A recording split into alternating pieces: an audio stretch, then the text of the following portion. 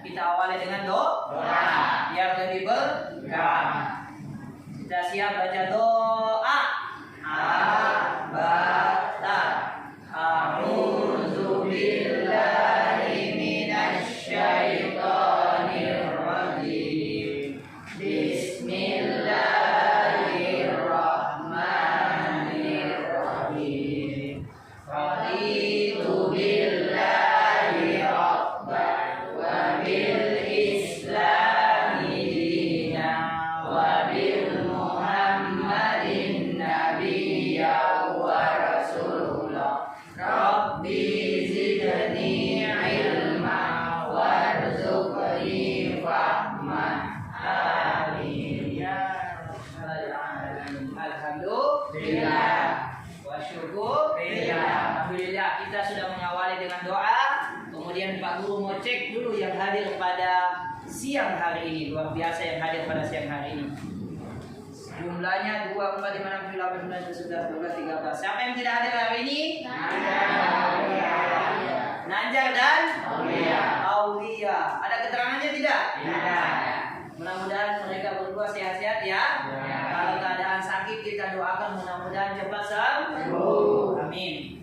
Baik, untuk mengawali pada kegiatan hari ini akan kita memasuki pembahasan terkait tentang zakat. Zakat. Ada yang pernah dengar itu zakat apa?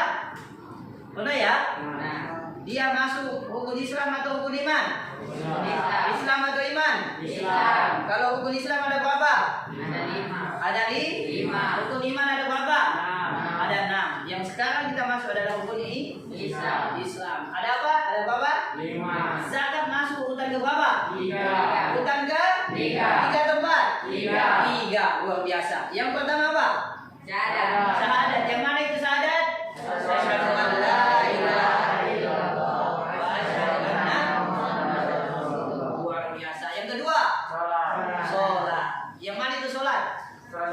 Sholat 5 waktu. Yang mana sholat 5 waktu saja? Isya berapa rakaat? Subuh 2. Luar biasa. 2. Masuk ke 3? Tidak. Oh tidak. Luar biasa. Tepuk tangan dulu. Oke. Jadi masuk ke materi. Jadi zakat urutan ke berapa? 3. Selanjutnya yang keempat apa? Haji. Bukan.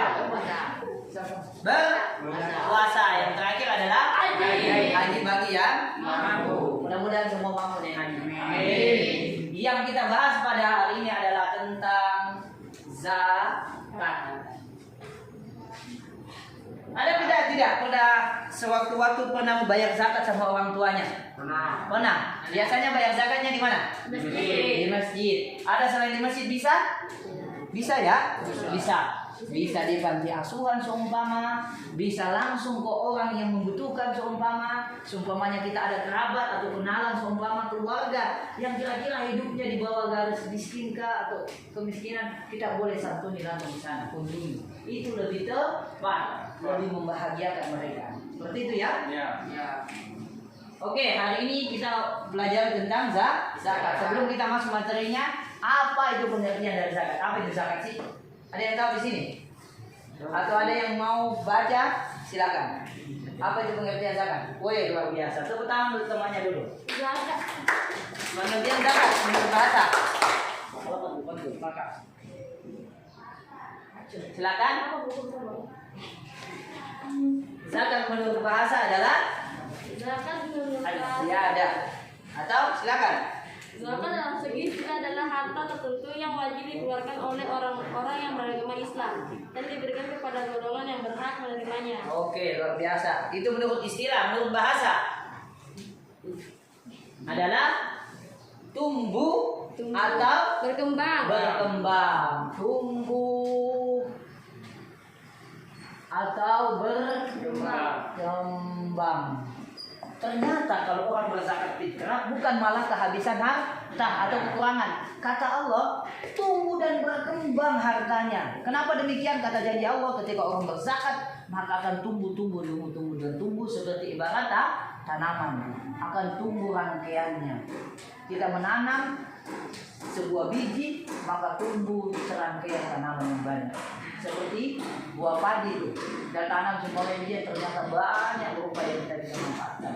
Tumbuh dan berkembang secara salah. Itu secara bahasa. Secara istilah adalah harta tertentu yang wajib dikeluarkan seseorang. Jadi hukumnya wajib. Ketika orang tersebut sudah mampu mengeluarkan dan diberikan kemana? Diberikan kepada orang yang berhak menerima. Orang yang berhak menerima ada berapa? 8. Ada 8. Apa saja itu Satria? Fakir, Ada fakir, ada miskin, amil, mualaf, nikah, garim, sabila, ibnu sabil. Sampai ini ada yang tahu pengertian di atas? Yang pertama amil zakat. Yang pertama, nah ini yang golongan orang yang berhimmat zakat. Ada yang pertama adalah fakir. Yang kedua, ini harus dipisah. Apa itu fakir? orang yang mampu. Luar biasa, orang yang mampu tapi tidak mampu mencukupi kehidupannya. Orang yang hidupnya di bawah kecukupan. Maksudnya dia punya uang tapi rasa-rasanya untuk dibawa dalam dunia keluarganya tidak mencukupi. Itu fakir. Ada tidak hari ini hidup seperti itu? Ada. Apalagi di Jayapura luar biasa. Kontrakannya mahal. Rumah saja 1 petak begini sudah 1 juta. Ada 1.200.000. Iya tidak? Iya. Itu baik terkadang. Belum lagi kebutuhan pangan, kebutuhan listrik, air dan seterusnya. Biasanya orang di bawah, biasanya kebanyakan orang hidup fakir seperti itu. Iya tidak? Itu juga masuk dalam golongan orang yang berhak menerima zakat. Ketika kebutuhan hidupnya tidak mencukupi. Yang kedua adalah miskin. Apa itu miskin? Orang yang tidak mencukupi. Orang yang tidak berkecukupan hidup. Kehidupan besoknya dia tidak tahu untuk apa dia makan. Apa yang dia makan. Bayangin loh. Kalau kita mungkin besok masih ada rencana untuk kita mau makan apa, dan rencana kita besok mau ganti makanan deh, beli lalapan boleh, yang pedis-pedis logonya, yang ada racak-racak taipan, ada mangganya seperti itu. Bisa kita pilih, tapi kalau dibawa kemiskinan susah. Kasihan untuk pikir untuk hidup itu susah untuk besok apa yang dia makan. Masih tidak banyak hidup seperti itu, masih banyak orang hidup seperti itu. Dibawa garis ke miskinan seperti itu. Yang kedua adalah ambil zakat. Ambil zakat itu apa? Panitia zakat. Ini yang ketiga. Ambil zakat itu adalah penerima zakat. Jadi ini juga berhak menerima zakat. Dapat bagian dari orang yang mengeluarkan zakat ketika mencukupi haul dari zakatnya. Kedua, selanjutnya keempat, mualaf. Apa itu mualaf? Orang yang memeluk Islam atau orang masuk Islam. Ada tidak orang yang mualaf? Ada banyak. Ketika mendapat hidayah, kita terbuka rahmat baginya untuk kemudian masuk Islam. Maka orang-orang begini berhak kita bantu mengeluarkan zakatnya. Tidak harus ke masjid, datangi orangnya langsung kemudian dikasih dia. Maukah zakat itu sendiri atau sedekah? Biasanya yang dibutuhkan peralatan sholat, mukena, sajadah bisa. Tapi kalau zakat harus berjumlah makanan pokok. Dan ada kata pendapat ulama bisa diuangkan juga tidak apa-apa. Itu mu'allaf, orang yang baru masuk Islam. Selanjutnya adalah muqattab. Kalau itu muqattab, hamba sahaya. Tepuk tangan dulu dong. Luar biasa. Ini keempat, hamba sahaya atau budak. Hamba sahaya ini sekarang ini sepertinya tidak ada lagi ya. Kalau budak seperti itu dulu iya, pada zaman dahulu sahabat dan para nabi itu ada namanya budak. Apapun disuruh sama tuannya dia harus taat. Kalau tidak bisa didenda dan bahkan bisa sampai dibunuh. Itu beratnya. Kalau sekarang kan tidak ada lagi. Tapi orang hamba sahaya itu ya untuk hari ini mungkin orang hidup tidak berkecukupan, boleh kita bantu seperti ini. Kemudian lanjut kelima, garim. Apa itu garim? Orang yang membeli utang. Orang yang membeli utang. Di sini ada utangnya tidak semua. Ini yang keberapa garim? Yang kelima ya? Garim yang kelima. Orang yang memiliki hutang kemudian tidak mampu untuk membayarnya. Jika memang dalam kehidupannya untuk makan pun susah dan demikian dia utang dan seterusnya sehingga kemudian dia tidak mampu menopang hidupnya. Kalau dapat seperti kasus di atas ini, kalian punya uang untuk zakat boleh antarkan langsung. Ketika betul tahu bahwa ini orang betul-betul kehidupannya susah dan kemudian dia punya orang yang tidak mampu untuk membayar, misalkan, boleh kalian santuni, nggak apa-apa. Berapapun jumlahnya terserah. Yang penting sesuai dengan keikhlasannya. Lanjut, berikutnya adalah sabilillah. Apa sabilillah? Orang yang berjuang di jalan Allah. Ada tidak seperti ini? Ada ya. Orang yang berdoa di jalan Allah itu seperti di mana? Saudara-saudara kita ada yang di mana? Yang berjuang di sana. Yang ada Masjidil Aqsa, di Palestina, luar biasa. Bukan main. Anak kecil dengan melawan sebuah tank yang besar dengan cukup mengeluarkan batu, melempar tank yang begitu kokoh. Ternyata dia tidak menggetarkan hatinya. Kenapa? Ada kalimat ikhlas di dalamnya. Saudara-saudara seperti ini yang kemudian kita bisa bantu. Kalaupun kita mungkin dengan jalur materi kita tidak punya, selama lemah iman kita dengan apa? Kita tidak mampu untuk kemudian juga besar untuk tenaga. Sebenarnya berat hati ini untuk kemudian untuk membantu saudara-saudara kita yang ada di sana.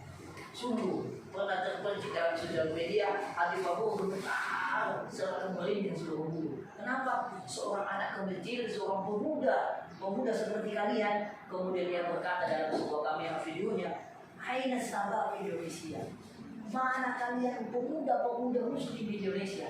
Kalian ditunggu di medan meriah sana di medan Palestina. Di mana kalian? Katanya muslim terbesar di mana kalian semua? Dia minta.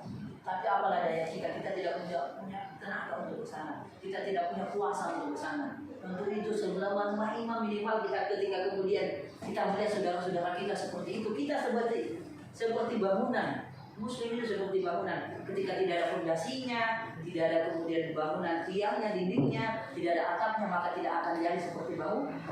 Begitulah kita selaku muslim. Ketika kemudian saudara kita disakiti, kita juga merasa sakit. Minimal selama kita berdoa, ya Allah, Allahumma nanzur mujahidin fi Palestina. Ya Allah, tolonglah pemuda-pemuda atau Islam kita agama Islam dan penindasan. Iya ya, seperti itu. Doa sabil. Ini perlu kita bantu berupa tenaga, berupa materi, berupa doa dan seterusnya. Oke. Kalau belum sabil apa? Orang yang terfokus berkarya dan dalam berjalan. Orang yang terfokus berkarya dalam berjalan. orang yang terfokus berkarya dalam perjalanan. Apa maksudnya ini? Apa maksudnya bagus? Orang yang terfokus berkarya seperti orang yang menempuh pendidikan. Kalian seperti ini umpama ya.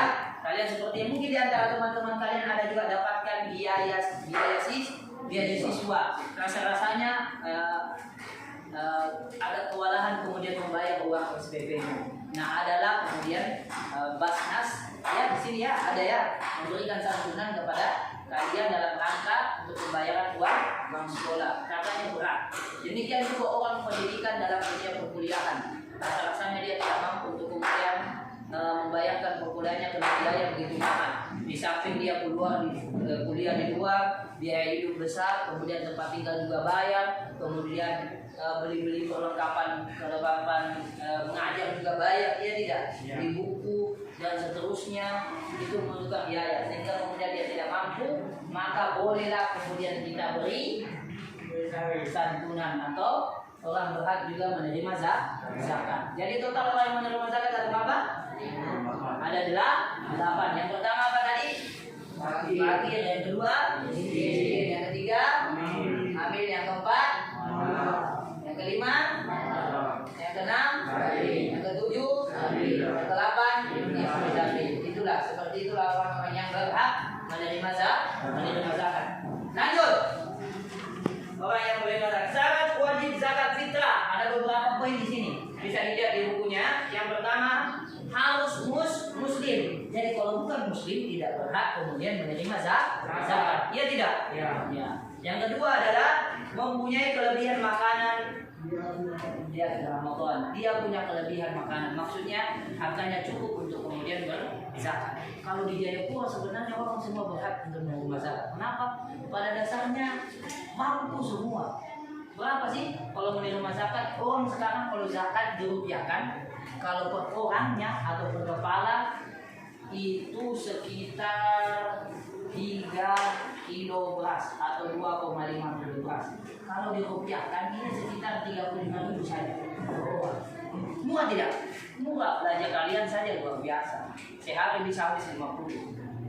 Belum lagi pulsa data, pulsa internet, belum terakhir lagi dolinya, habis sudah. Dalam sehari bisa habis 150. Tidak serata. Tapi kalau zakat 35 saja. Allah minta satu kali dalam setahun. Murah tidak? Tidak. Saya kira tidak. Kalau Jayapura mampu tidak seperti ini 35. Jangan kalau orang tua kalian sendiri saja mampu. Itu dia. Yang pertama, yang tadi Islam, kemudian orang yang hidup saat matahari terbenam di akhir Ramadan. Yang keempat, orang yang bisa menjaga dirinya sendiri dan keluarganya. Oke, itu dia. Masuk ke sekarang tentang ini dia.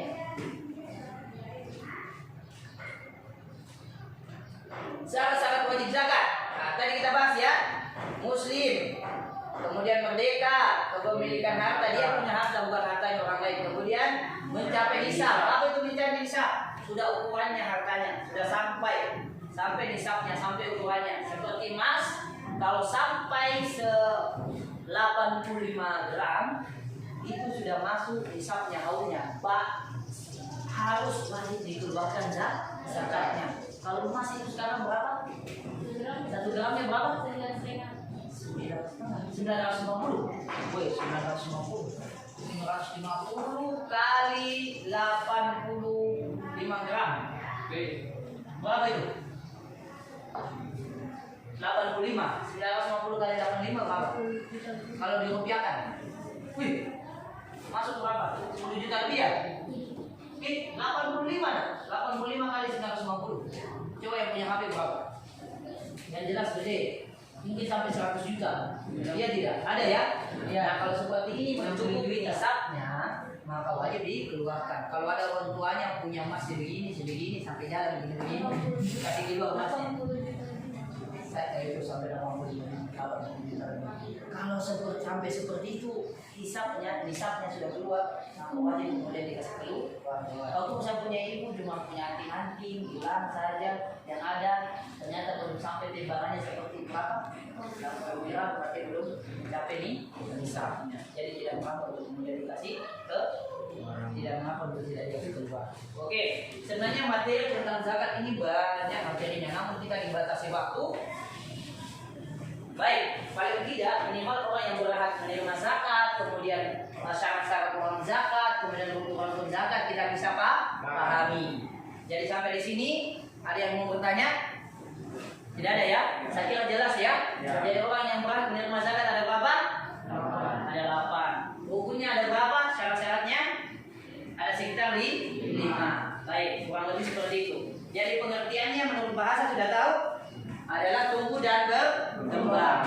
Kalau menurut istilah adalah harta tertentu yang wajib dikeluarkan oleh orang-orang yang tertentu pula.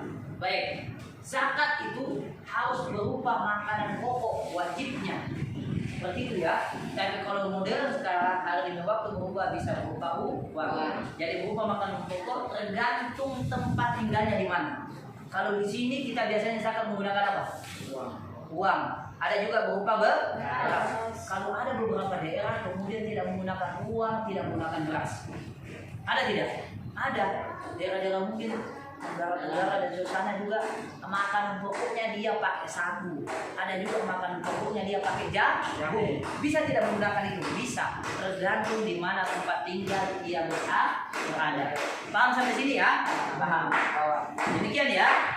Bahwa kesimpulannya zakat itu sangat penting dalam kehidupan kita untuk pembersih jiwa kita. Pembersih jiwa sebagai bentuk pembersih jiwa kita terhadap kita hutang kepada Allah. Salah satu bentuk hutang kita harus bayar zakat yang nantinya akan disalurkan kepada orang yang berhak menerima yang 8 itu.